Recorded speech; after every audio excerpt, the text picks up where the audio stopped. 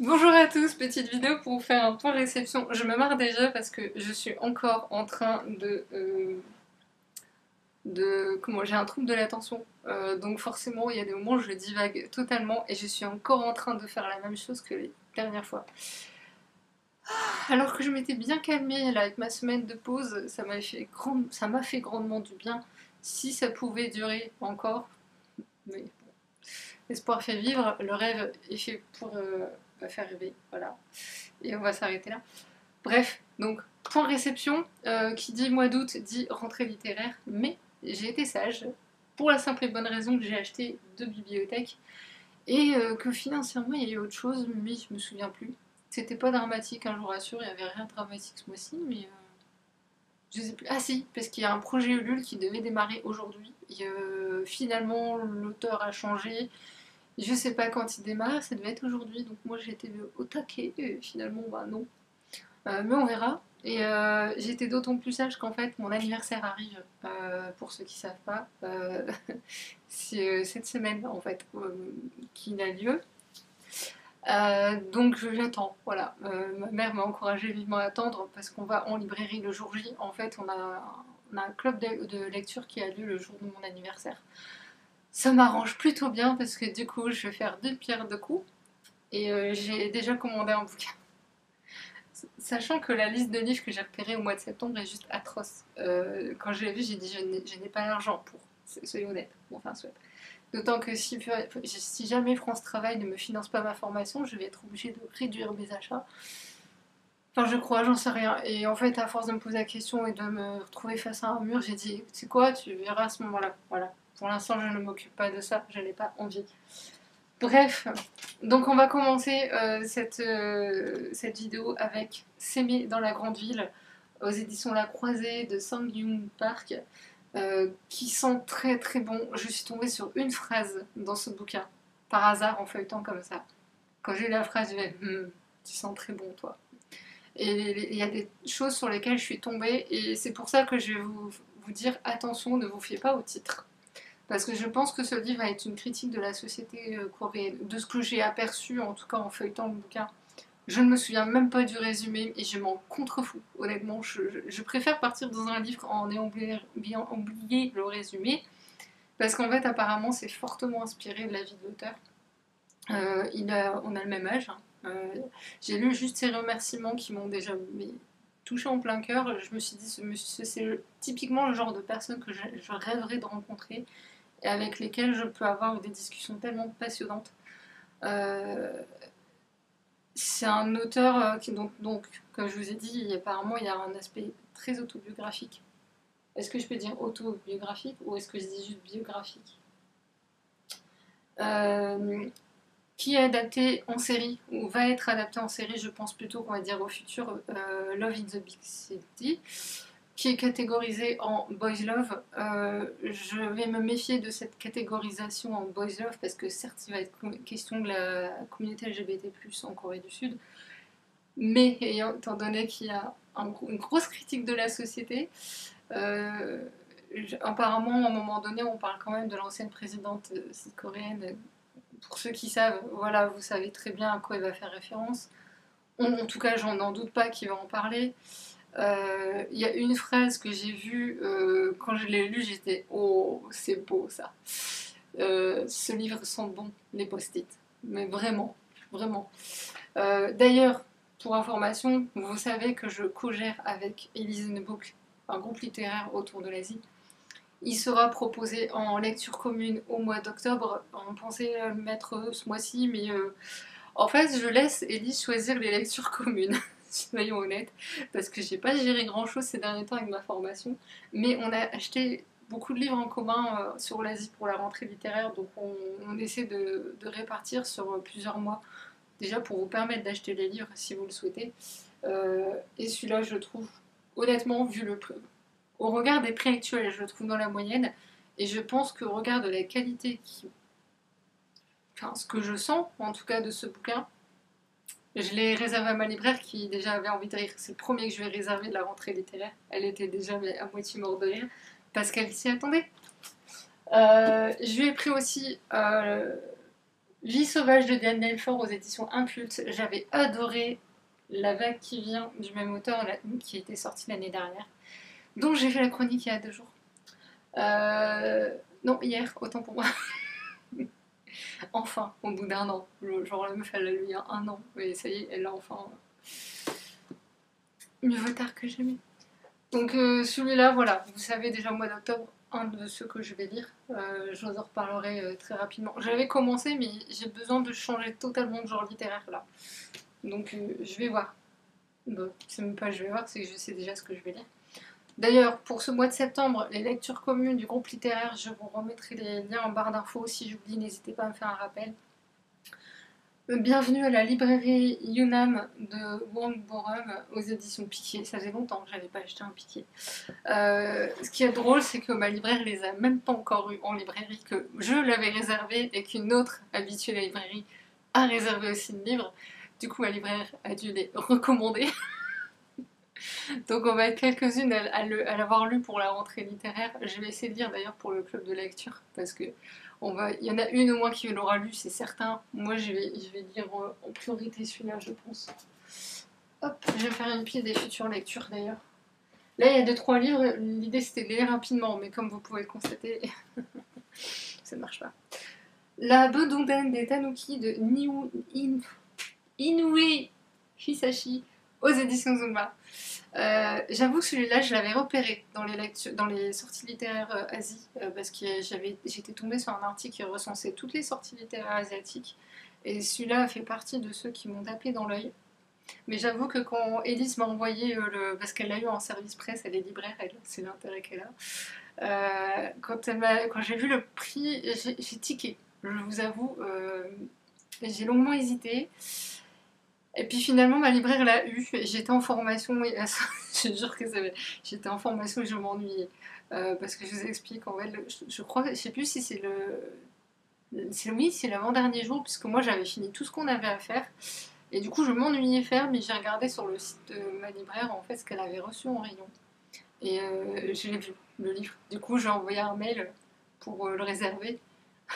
Oui, je suis censée être en formation, mais c'est pas grave. Et elle m'a répondu en fait, morte de rire, en disant je sais pas pourquoi, je m'y attendais que tu le réserves.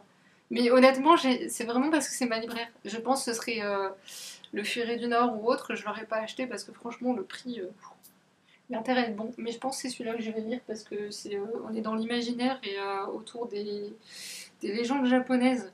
Déjà, les tanuki, c'est des créatures d'imaginaire au Japon. Donc, et ça a l'air très drôle en plus. Ensuite, j'ai pris Doll Bones, la poupée d'os de Holly Black aux éditions Rajo. Holly Black, pour ceux qui parlent mais qui ne savent plus resituer l'autrice, elle a écrit j'ai un doute sur le titre. C'est monstrueux parce que j'ai adoré ce livre. Mais là, tout de suite, il me revient pas. Il n'est pas écrit en 4ème de couve. Je comptais sur la 4ème de couverture en vrai. Voilà, Le Prince Cruel. J'ai bien fait de vérifier. Donc, Le Prince Cruel que j'avais adoré. Elle a écrit d'autres sagas que j'ai beaucoup aimé aussi. Et ça, en fait, honnêtement, j'avais hésité parce que, honnêtement, il est magnifique le livre. Mais toujours du relié, ça me saoule. Donc, si les éditions Rajo passent par ici et autres éditeurs en tout genre, ceux qui font que du relié, je vous hais. Mon compte bancaire vous hait. J'en ai ras-le-bol. Là, j'avoue que ça a fait un très bel ouvrage, mais est-ce que. Je sais pas. Je verrai, et c'est vraiment parce que c'est Holly Black, et que quand j'ai vu le prix, je me dis ça fait cher au regard du nombre de pages, mais bon. C'est Holly Black. Et puis c'est ma libraire aussi. Ce serait pas ma libraire, je pense que ce serait pareil. Celui-ci que j'avais repéré depuis fort longtemps, qu'on m'a offert, du thé pour les fantômes de Chris Vuklicevic aux éditions de Noël. En fait, on me l'a donné, mais on m'a dit toi ou ta mère, celle qui le veut. Ma mère n'a même pas eu le temps de le regarder, que j'ai dit non, il est à moi. Voilà, ma mère, elle a eu les autres. Voilà. Parce que oui, il y avait 2 autres livres, mais là j'ai dit moi ça m'intéresse pas, et du coup c'est ma mère qui les a pris. Ensuite, les 2 suivants sont lus. Et j'ai fait un mélange de livres d'ailleurs, comme je suis en train de dire. Hop. Les deux derniers que je vais vous présenter sont lus. Il y a La montagne du Tao de Yann Cœur de Voix et Chiavini. Je vais dire que le nom de famille, j'ai un doute sur le prénom. Aux éditions Cadran. Alors, je pense que c'est plus une collection qu'une maison d'édition. Non, c'est ça. Et c'est Lorenzo Chiavini. Que le jour où je suis allée en librairie, en fait, ma libraire ne l'avait pas encore mis en rayon. Du coup, j'y suis retournée plus tard et là, je l'ai vu et j'ai dit ouais, non, t'as dit. Non, le prends pas, le prends pas. Mais vous avez vu, vous me mettez le Tao, vous me mettez ça, vous me mettez ça. Puis je l'ai pris en main et puis j'ai commencé à regarder. Et puis j'ai dit ça sent bon. Et puis bah, je l'ai lu et puis bah, j'ai beaucoup aimé. Et je la relirai. C'est typiquement ce genre de BD que je sais que je relirai parce qu'il y a beaucoup de choses à apprendre sur le Tao. Et d'autant qu'il y a dedans un petit quelque chose que je n'ai pas encore regardé. Donc je vous inviterai vivement à regarder mon avis écrit. Puisqu'il y a un passage autour du Qigong. Et il se trouve qu'une fois en yoga, j'ai fait un cours de yoga et la prof s'était, je crois, inspirée du Qigong pour ce cours-là, pour faire un truc autour de la respiration, autour du stress, etc. Et ça m'avait fait énormément de bien. Donc là, il y a un petit QR code pour justement découvrir le Qigong, mais en vidéo. Je pense que je vais le faire à l'occasion, une fois que les JO seront finis. Parce que depuis que j'ai commencé ma formation, le yoga et moi, c'est très décousu. Je me concentre tellement sur ma progression ma formation, pardon, progression. Bref, que du coup j'ai un petit peu zappé tout ça. Mais je m'y suis remise un peu de temps en temps. Je fais au moins la salutation au soleil parce que déjà ça me calme un peu. Mais c'est hyper intéressant. Je vous invite vraiment, si vous avez l'occasion de la lire, que vous vous intéressez à la médecine chinoise dans son ensemble, qui se base sur le Tao. C'est vraiment hyper intéressant. Il y a un personnage qui est totalement détestable dedans, mais heureusement on sait le faire comme s'il n'existait pas. Mais sinon, ouais, franchement, allez-y. Et enfin, Je ne suis pas folle de Clara Vialetel, Ticiane Vorano et Marie-Pierre Bard. C'est aux éditions Édifice, maison d'édition que je ne connais pas. Et en fait, j'ai acheté cette BD parce que c'est illustré par Clara Vialetel, qui a fait un super livre autour de la Corée, que j'ai oublié de vous présenter d'ailleurs. Que voici Le Quai Voyage aux éditions L'Atelier des Cahiers, que j'ai reçu en service presse, qui est lu et que c'est pour ça qu'il n'était pas dans la pile, il est dans l'autre pile, du coup, la pile des futures vidéos. Comme vous voyez, bon, il n'y a pas beaucoup de post-it, mais en vrai, j'aurais pu tout mettre en post-it. C'est un livre d'une beauté si vous êtes fan de l'Asie et de la Corée aussi, à tous les niveaux. Si vous ne lisez pas ce bouquin, vous n'aimez pas l'Asie, voilà, c'est tout. Et vous n'aimez pas les beaux dessins, puisque là, franchement...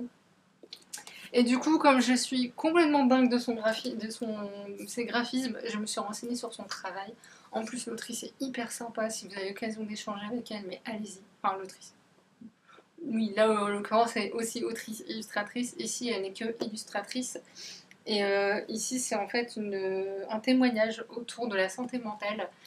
Donc forcément, vous savez que je suis moi-même concernée par la santé mentale et j'ai voulu lire cet ouvrage. Je savais qu'il me toucherait. Je ne pensais pas que ça viserait aussi juste. Et je suis ravie de ce que j'ai lu. Ravie des graphismes qui sont très justes. Et d'ailleurs, oui, je ne l'ai toujours pas fabriqué, mais en fait, il y a un marque-page qu'on peut monter soi-même, mais je ne l'ai pas fait. C'est une toute petite maison d'édition. Alors malheureusement, parce qu'il faut bien malheureusement quelque part, c'est que comme c'est une petite maison d'édition, ils ont très peu d'ouvrages, donc on ne peut avoir leurs livres qu'en les commandant directement chez eux. Donc quand même dedans, il est quand même question d'errance médicale, entre autres choses, de la santé mentale, comme je vous l'ai dit. Et le témoignage de Ticiane est juste touchant. Je me suis retrouvée dans tellement de situations. J'ai pas vécu autant de choses qu'elle. Il y a beaucoup d'humour aussi. Si jamais ça vous fait peur, sachez que la BD est très humoristique. Il y a l'humour noir. Alors moi, l'humour noir, c'est juste le passage avec May Brandt est juste mais drôlissime. Même moi, quand je l'ai lu, j'ai explosé de rire. C'est même pas même moi, parce que moi, ce type d'humour, je marche à fond. Euh, Il y a des réflexions faites qui sont très justes. Et il y a une chose que j'ai lue dedans, vers la fin, qui a été dite à Titiane, qu'on m'a dit quelques jours auparavant, en fait, par téléphone. Une dame que je ne connais pas du tout au téléphone, et je lui explique mon parcours professionnel. Et, euh, et elle m'a dit exactement la même chose au téléphone. Et je le sais. Alors, c'est la différence entre Titiane et moi, c'est que moi, je le sais. Est-ce que j'en ai entièrement conscience? Je sais pas. Et je suis ravie qu'il y ait les JO paralympiques, justement, qui soient diffusés à la télé et qu'on parle du handicap invisible, parce que ça, on ne dit pas, mais c'est un handicap invisible et qui est très sous-estimé. S'il y en a qui passent. Je sais que parmi les personnes qui regardent mes vidéos, il y a des personnes qui sont atteintes d'un trouble anxieux comme moi. Vous savez de quoi je parle. Là-dedans, on en parle justement de ce côté anxieux. Enfin, est-ce que c'est trouble anxieux? Je sais même plus quel est euh, de son tag. Je me souviens plus exactement du diagnostic qu'elle a. Oui, trouble anxieux généralisé. Voilà, moi je suis pas généralisée. Moi, il y a un domaine en fait qui coince.